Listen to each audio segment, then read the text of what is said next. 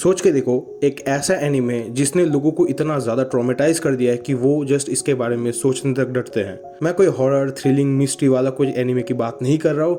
मैं जस्ट एक नॉर्मल सा इमोशनल रोम-कॉम एनीमे की बात कर रहा हूँ। इस शो ने एनीमे वर्ल्ड में इतना ज़्यादा इफेक्ट छोड़ा है कि लिटरली हर साल में एक मंथ को इस एनीमे के नाम पे डेडिकेट किया गया है। इसने जस्ट अपनी ब्यूटीफुल स्टोरी को हम सबके सामने प्रेजेंट करके लोगों के मन में इतना ज़्यादा जगह बना लिया है कि हर एक साल जब भी ये पर्टिकुलर मंथ आता है, इस एनीमे की बात हर जगह होती है। देखो, हर वीडियो में मेरे पास शब्द होते हैं किसी एक पर्टिकुलर एनीमे के बारे में वीडियो बनाने के लिए, बट मुझे नहीं पता मैं इस वीडियो पे क्या ही बोलूंगा, क्योंकि लिटरली मेरे पास कोई शब्द नहीं है इस एनीमे को बोलने के लिए या फिर तुम्हारे सामने इसको रखने के लिए। जितना भी तुम इस शो के बारे में बोलो वो कम ही पड़ता है, बट मैं फिर भी ट्राई करूंगा कि तुम लोगों को मैं इस वीडियो में इस एनीमे के बारे में बता पाऊँ, कोई स्पॉइलर ना देखे, इन केस तुमने ये एनीमे नहीं देखा हो। मैंने इस एनीमे को आज से 1 साल पहले देखा था, लाइक 2024 के अप्रैल में। बट तुम्हें पता है मैंने इतने दिनों से इस एनीमे का वीडियो क्यों नहीं डाला? नहीं, मैं आलसी नहीं हो गया था। मेरे दिमाग में ये एनीमे हर समय था कि भाई मुझे इसका वीडियो बनाना है, बट मुझे ये पता नहीं था कि मैं इसका वीडियो कैसे बनाऊंगा। देखो, जब भी तुम कोई शो खत्म करते हो, उसके विजन्स, उसके थॉट्स तुम अपने ही दिमाग में अपने तरीके से बनाने लगते हो कि अगर ऐसा होता तो स्टोरी अलग हो सकती थी,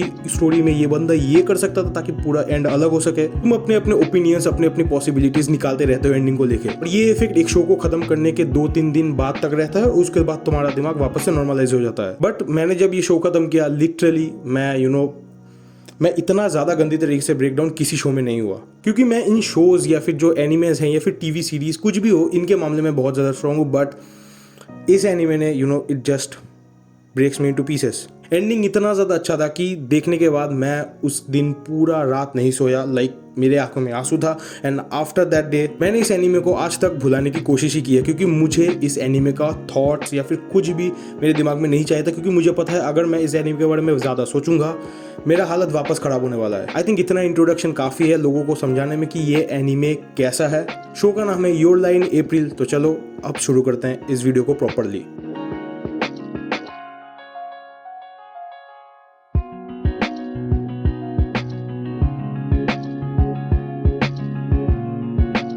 देखो, बहुत ही सिंपल स्टोरी। एनीमे में हमें मेन 4 कैरेक्टर दिखाते हैं, जिसमें अपना प्रोटैगनिस्ट कोसे आरिमा था, शो की लीड हीरोइन काओरी और इन दोनों के दोस्त वातारी और सुबाकी। फ्रेंडशिप और लव के मामले में इस एनीमे ने हमको जैसे स्टोरी को पोर्ट्रे किया है, आई थिंक बहुत ही कम ऐसे एनीमेज बने हैं कि वो इस तरीके से इन दोनों भारी भरकम इमोशंस को पोर्ट्रे कर सकते हैं। देखो, एनीमे देखते देखते at a point of time जाके ये स्टोरी थोड़ी प्रेडिक्टेबल बन जाती है और तुम्हें पता चल जाता है धीरे धीरे कि भाई एंड तक होने क्या वाला है। यही सबसे बड़ी दिक्कत खड़ी करती है कि मैं जब ये एनीमे देख रहा था, भाई मुझे बीच में पॉज देना पड़ा, क्योंकि जब मैं एंडिंग का बारे में सोच रहा था मुझे जस्ट ऐसा लग रहा था कि भाई ये बंदा हैंडल कैसे करेगा इस चीज को। स्टोरी का मेन प्लॉट, अपना बंदा कोसे आरिमा एक बहुत ही जीनियस पियानोइस्ट है। वो ये पियानो बचपन से प्ले करता आ रहा है और वो अपनी मॉम से ही सब कुछ सीखा हुआ है। बंदा इतना ज्यादा बेहतरीन है इस फील्ड में कि भाई वो जहां भी जाता है उस कॉम्पिटिशन को वो जीतते ही आता है। At a point of time में जाके लोगों ने लिटरली उसको एक मशीन बुलाना चालू कर दिया था, क्योंकि सभी को पता था कि ये हार ही नहीं सकता और सभी की एक्सपेक्टेशन जब भी ये कंपटीशन के अंदर घुसता था जीरो हो जाते, क्योंकि वो कंपटीशन यही जीतने वाला था। ये सब जस्ट पॉसिबल हो रहा था because of his mother.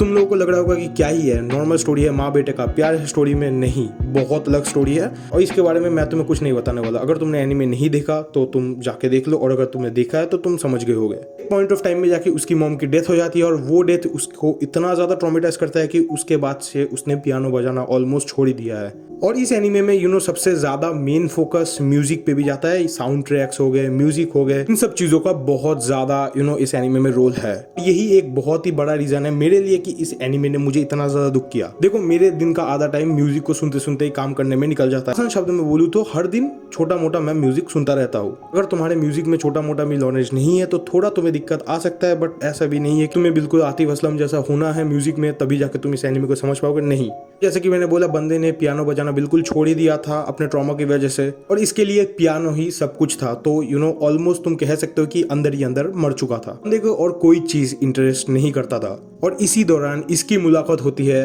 Kaori से। काओरी जो कि एक बहुत ही ज्यादा प्रिटी, गॉर्जियस, चीयरफुल लड़की, जो कि अपनी जिंदगी का हर एक छोटा छोटा पल इंजॉय करके जीना चाहती है। वो अपने लाइफ के हर एक टाइम को इतने ज्यादा अच्छी तरीके से जीना चाहती है ताकि जब वो मर जाए उसे कोई रिग्रेट ही ना रहे कि भाई उसने ये नहीं किया। काओरी एक वायलिनिस्ट है। अब ऐसा नहीं है कि शो में यही 4 कैरेक्टर्स मेन है तो बाकी किसी को इंपॉर्टेंस ही नहीं दिया। जैसे कि मैंने पहले भी बोला, शो की स्टोरी को बहुत अच्छी तरीके से रिप्रेजेंट किया गया है। आरिमा के जो दो कॉम्पिटिटर्स थे उनका भी हमको स्टोरी बहुत ही अच्छी तरीके से दिखाया गया है, वो भी कितने अच्छी तरीके से पियानो बजाते हैं उसको भी हमें दिखाया गया है। अब इधर से जो स्टोरी है धीरे धीरे आगे बढ़ती रहती है, ये अपने टाइम बहुत ब्यूटीफुली इंजॉय करते रहते हैं। बट ये जो खुशी हमको प्रोवाइड किया जा रहा था, ये हम सभी व्यूअर्स कहीं ना कहीं एक टाइम पे समझ जाते कि ये लॉन्ग लास्ट नहीं करने वाली, क्योंकि ये वो वाली स्माइल थी कि तुम अंदर एक कोई दुख वाली चीज छुपा के हमारे सामने एक स्माइल प्रोवाइड कर रहे हो। स्टोरी का जो नाम है योर लाइन अप्रैल, ये तुम्हें पहले बिल्कुल ही समझ नहीं आने वाला कि क्यों ये स्टोरी का ये वाला नाम है, बट स्टोरी जितनी आगे बढ़ती रहती है तुम एंड तक आते आते समझ जाते हो कि भाई अब ये नाम क्यों है। और जब तुम्हें इसका रियलाइजेशन हो जाएगा तो भाई ये तुम्हें बहुत गंदा हिट करने वाला है। और यही वो पॉइंट है जहाँ पे मैंने इस एनीमे को थोड़े टाइम के लिए पॉज कर दिया था, क्योंकि मुझे पता चल गया था कि अब होने क्या वाला है और मैं वो धक्के के लिए रेडी नहीं था।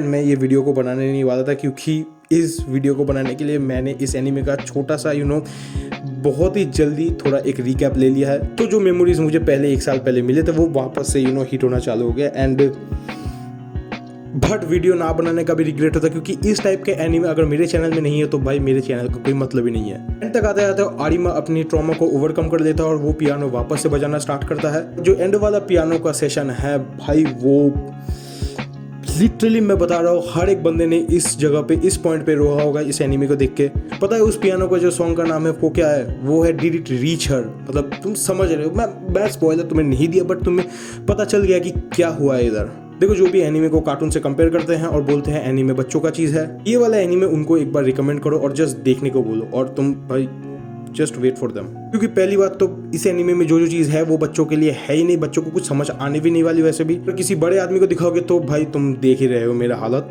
तुम्हें इस एनीमे में सबके लिए बुरा लगने वाला है, क्योंकि भाई सबके साथ बुरा क्यों हो रहा है, स्पेशली आरिमा को देख के, क्योंकि भाई बंदे ने ऑलरेडी अपने मॉम को खो के सब कुछ ही खो दिया है। जब वो ऊपर वाले से प्रेयर करता है कि भाई मुझसे और कुछ मत छीनो, एटलीस्ट उसको तो मत छीनो जिसको मैं प्यार करता हूँ। मेरे शब्द खत्म हो चुके हैं, मैंने बहुत बोल दिया इस वीडियो में। मुझसे जितना बोला जा सकता था मैंने इस एनीमे को तुम्हें डिफाइन किया है मेरे वर्ड्स में। अब तुम्हारी बारी है कि भाई तुम इस एनीमे को अगर नहीं देखे हो तो देखो, अपने दिल पे पत्थर रख के देखना, क्योंकि हालत खराब होने वाली है। जिन्होंने ये एनीमे देखा है तो मुझे बताना कि वीडियो कैसा हुआ है। इससे जितना हो सके मैंने इस एनीमे के बारे में तुम्हें बोलने की कोशिश की, इससे ज्यादा भाई मेरे तो हद के बाहर है। तो जाके देखो इस मास्टरपीस को एंड या और कुछ नहीं है। और जाते जाते इतना ही बोलूंगा कि take care everyone, happy April, spring is here, spring the season I met you, a spring without you is here. 有馬昴生君、君が好きです、好きです、好きです。